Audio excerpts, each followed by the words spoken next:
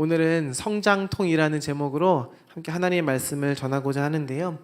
여러분 1970년대 한 작가가 노벨문학상을 받았습니다. 그는 알렉산드로 솔제니친이라는 러시아 작가인데요. 여러분들이 아마 그가 쓴 소설책 하나 읽었을 수도 있는데 제목은 이반 데니소비치 수용소의 하루라는 책입니다. 네, 혹시 아시는 분 계신가요? 저만 알고 있나요?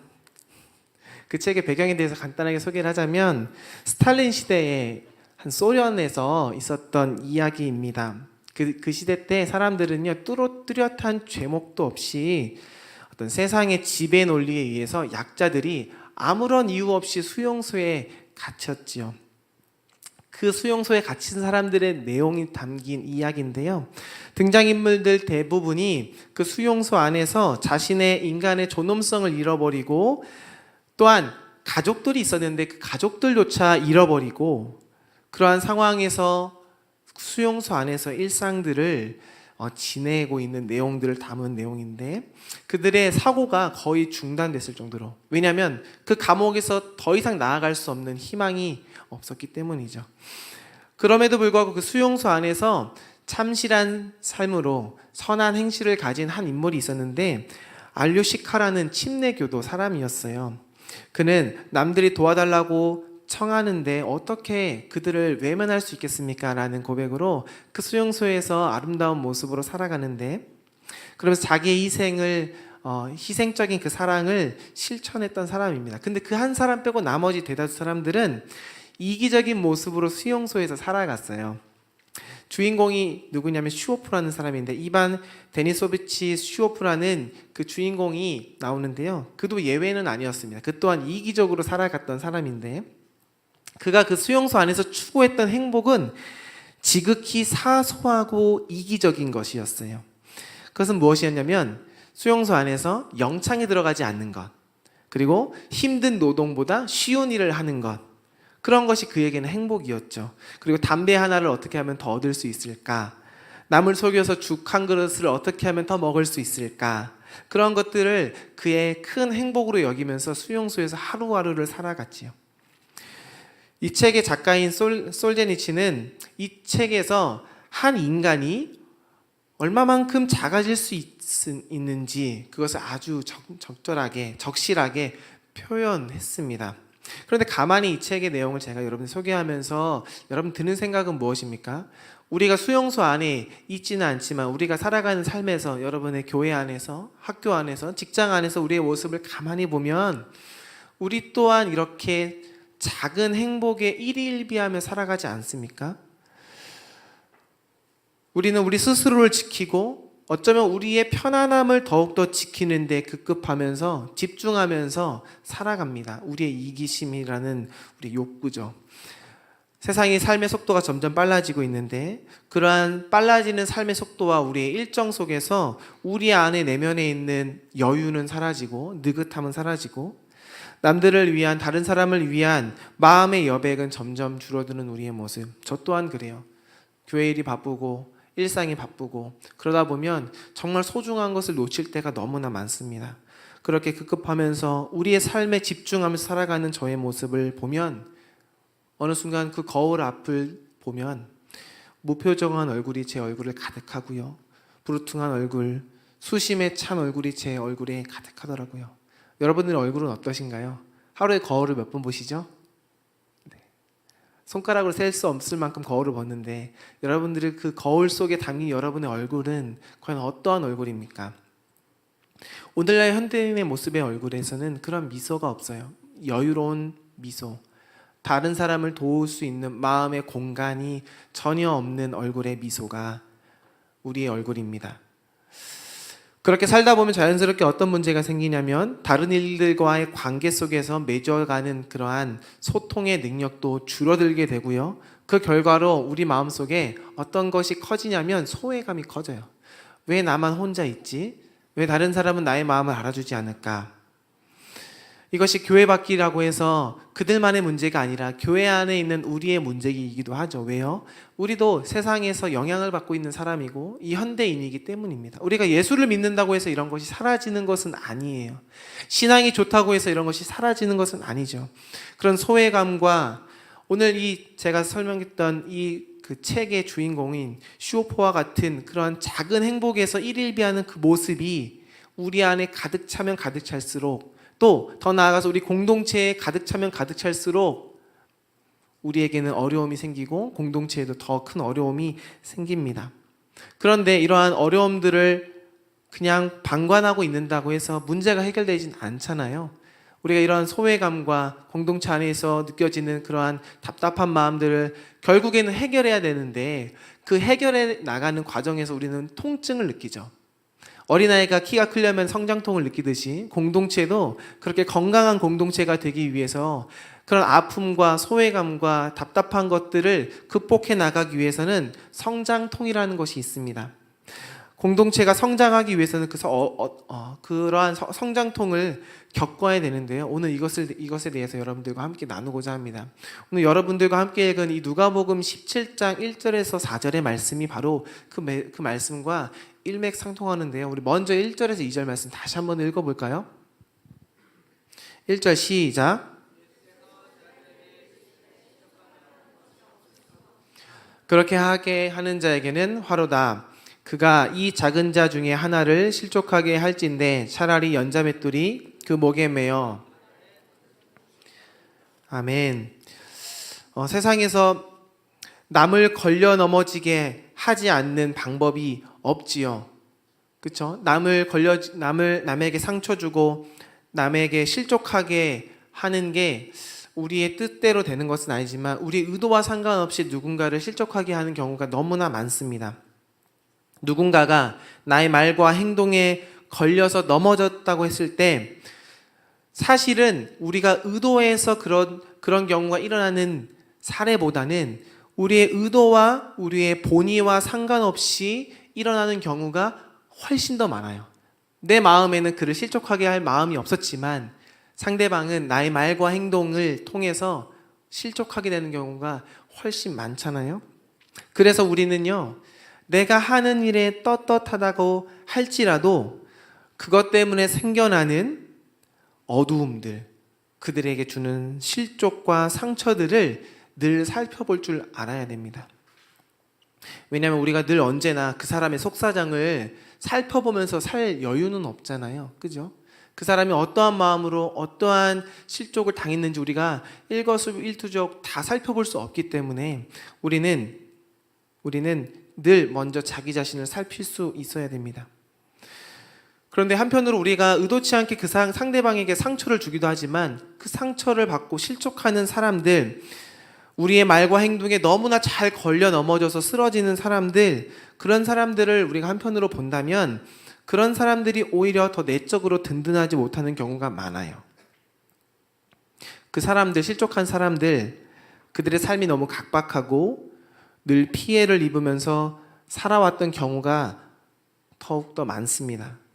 그래서 예수님은 바로 그러한 사람에 대해서 어떻게 오늘 이야기하냐면 작은 자 중에 하나라고 이야기하고 있습니다. 그런데요, 이 작은 자라는 것이 단순히 그의 인격이 작다라는 것이 아니에요. 그가 소심한 사람이고 그 인격이 덜 났다라는 표현이 아니라요, 그 작다는 것은 그가 서 있는 그 자리의 열악함을 지칭하는 말입니다. 그러니까 나의 자유로운 말이나 행동이 나보다 사회적으로, 지위적으로 약한 사람들, 또 영적으로 연약한 사람들, 그런 사람들이 바로 작은 자라는 건데, 그 사람들이 걸려 넘어지게 한다면 그것이 바로 그 작은 자를 넘어지게 한 나, 즉 강한 자인 내가 화를 스스로 자초하는 일이 된다라고 오늘 누가복음 17장에서는 예수님께서 우리에게 말씀하시는 것이죠. 그러니 생각 없이 내뱉은 말이나 무심코 한 대꾸, 그것들이 우리 형제자매들을 넘어뜨리는 걸림돌이 될 때, 그럴 때 조심하라고 예수님은 경고하고 있습니다. 좀 옛날인데요, 4세기 후반에 어떤 영성가가 있었는데요, 존 카시안이라는 영성가가 이런 이야기를 했어요. 칼에 찔려 살해된 사람의 피는 사람들의 눈에 보이지만 미움에 찔려 흘리는 마음의 피는 하나님이 보신다. 그래서 그리스도인으로서 한 공동체 안에서 살아갈 때, 한 공동체 안에서 그리스도인으로서 살아간다고 할 때 우리는 먼저 이 이야기를 기억해야 돼요. 나 좋을 대로가 아니라 형제자매를 배려하고 형제자매를 섬기는 마음으로 조심스럽게 살아가야 된다는 것을 오늘 예수님은 우리에게, 제자들에게 이야기하고 있습니다. 작은 자 하나를 걸려 넘어지게 한 사람은 그래서 차라리 목에 큰 맷돌을 매달고 바다에 빠져지는 것보다 낫다고 말씀하시죠. 왜요? 왜냐하면요, 하나님의 관심은 바로 이 작은 자에게 있기 때문입니다. 하나님은 편애하세요.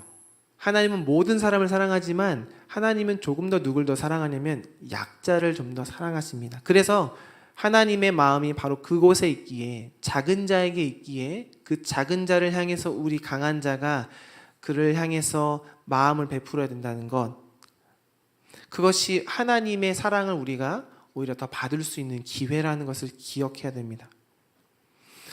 그래서 우리는요, 늘 이것을 기억해야 됩니다. 공동체 안에서 만약 하나님이 나를 좀 더 큰 자로 세우셨다면 그 이유는 나보다 작은 자를 섬기라는 의미입니다. 그러나 반대로 내가 작은 자라면 여러분 어떤 생각을 해야 될까요? 누군가가 나에게 섬겨줄 때 우리는 감사해야 되죠. 저 사람이 나를 섬겨주는 거구나. 저 사람이 나보다 강자네 하면서 비교하면서 그 사람을 시기하는 것이 아니라 도움을 베푼 그에게 감사하고 또 고마워할 줄 알면 되는 것입니다. 그렇다면 이 관계는요, 상대적인 것이기 때문에 나는 또 누군가에게 강자가 될 수 있는 것이에요. 그렇게 서로 강자와 약자가 상호 공존하는 그 공동체 안에서 서로가 돕고 감사하는 그런 관계가 유기적으로 일어난다면 공동체 안에서 성장통을 겪으면서 성장하겠죠. 실족하는 그 마음을 극복할 수 있겠죠. 그 과정을 통해서 오늘 예수님은 공동체가 성장한다라고 이야기하고 있습니다. 하지만 신앙 공동체 안에는 또 다른 갈등이 있지요. 그것은 뭐냐면 바로 사람의 연약함과 완악함, 좀 더 직접적으로 얘기하면 죄, 사람의 죄로 인해서 생기는 문제가 있는데요. 종교개혁자 마틴 루터라는 사람이 교회를 가리켜서 이렇게 이야기를 했어요. 교회는 거룩한 창녀이다. 교회는 거룩한 창녀이다. 여러분, 이 말은 무엇이냐면 성도들은요, 거룩함을 지향하지만 그들은 여전히 옛 모습, 옛 관습에서 벗어나지 못한 모습이 있다라는 거예요. 거룩하지만 여전히 창녀다운 모습. 그 당시에 루터가 표현할 수 있는 최고의 표현이었습니다.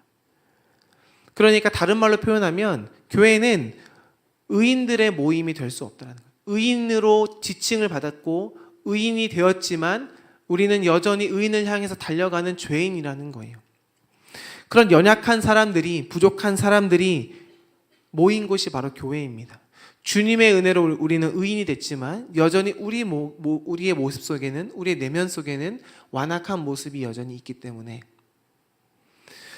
그러한 모습들이 있기 때문에 공동체에는 어김없이 상처들이 드러나고 상처를 받기도 하고 상처를 주기도 하죠. 근데 문제는 뭐냐면 상처를 준 사람이 교회에 있고 상처를 받은 사람이 교회를 떠난다는 것이에요. 대부분 그렇죠. 원인 제공자는 따로 있는데 피해자가 교회를 떠나야 하는 상황들이 너무나 많습니다. 그럴 때 우리는 어떻게 해야 되죠? 혼란스럽죠. 그에 대해서 예수님의 처방은 굉장히 소박합니다. 우리 3절 말씀을 한번 읽어볼까요? 3절 말씀 시작. 너희는 스스로 조심하라. 만일 내 형제가 죄를 범하거든 경고하고 회개하거든 용서하라.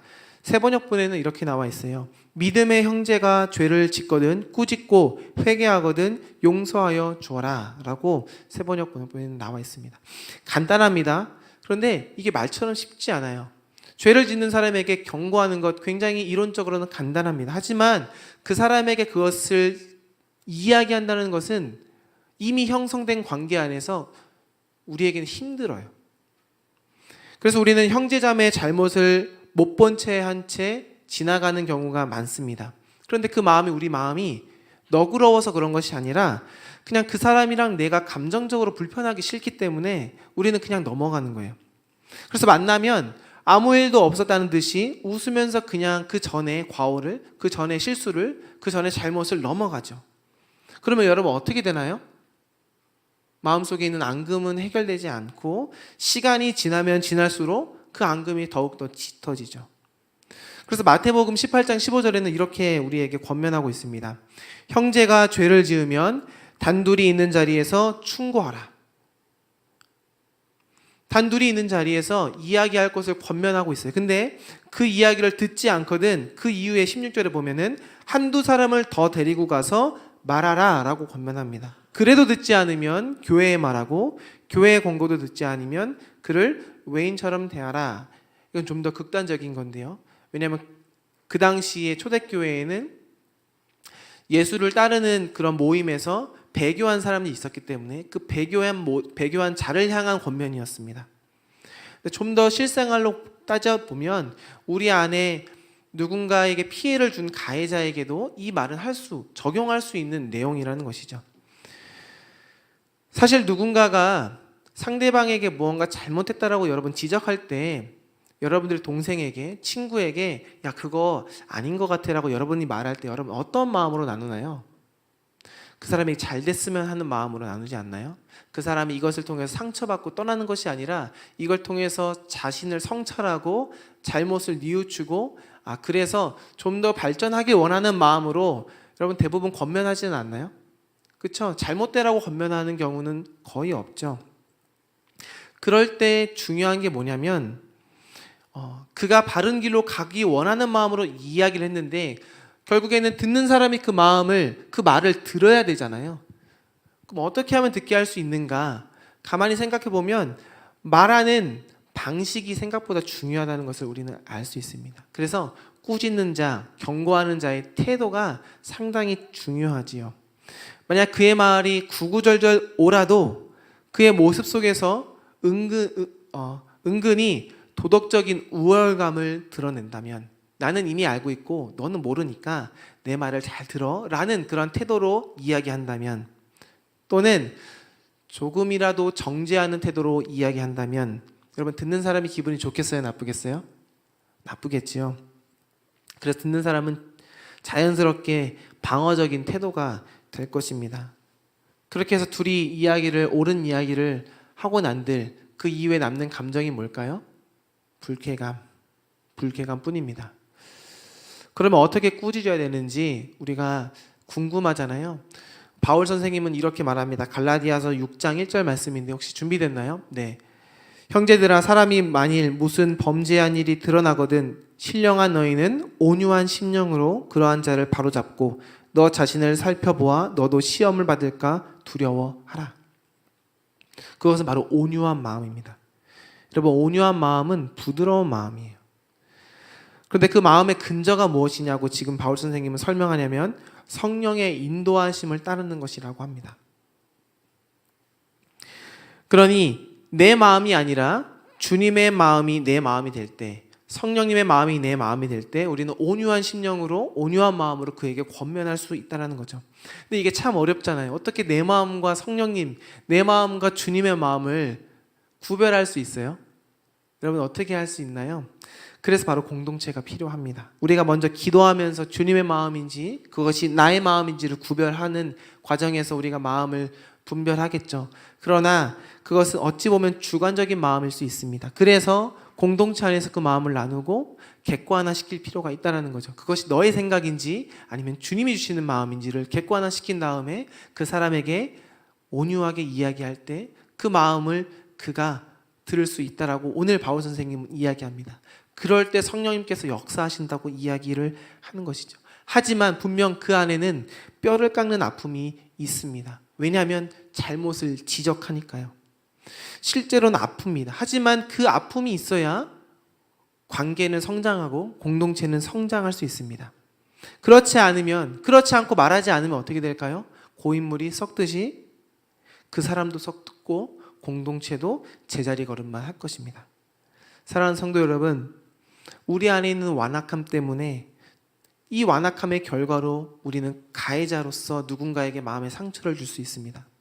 때로는 내가 아니라 다른 사람이 그러한 일을 행할 때 교회는, 공동체는 여러분이 정말 믿음의 동역자라면 그에게 권면할 줄 알아야 됩니다. 어떤 마음으로요? 온유한 마음으로. 어떠한 마음으로요? 성령님의 마음으로. 그 마음을 어떻게 분별할 수 있나요? 공동체를 통해서 분별할 수 있습니다. 그 안에서 그러한 성장통 속에서 공동체는 성장할 줄로 믿습니다. 오늘 4절 말씀에 또 다른 권면의 내용이 있는데요. 우리 4절 말씀 한 번 더 읽어볼까요? 4절 시작.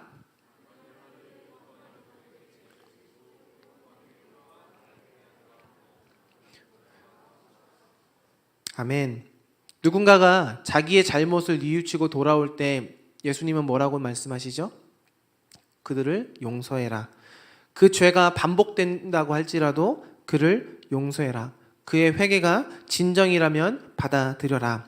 이것이 오늘 주님이 우리에게 하신 말씀입니다. 그래서 우리는 이 말씀을 용서하는 입장에서 바라보면서 이런 생각을 해요. 어떻게 용서하지? 어떻게 용서하는 마음이 생길 수 있을까?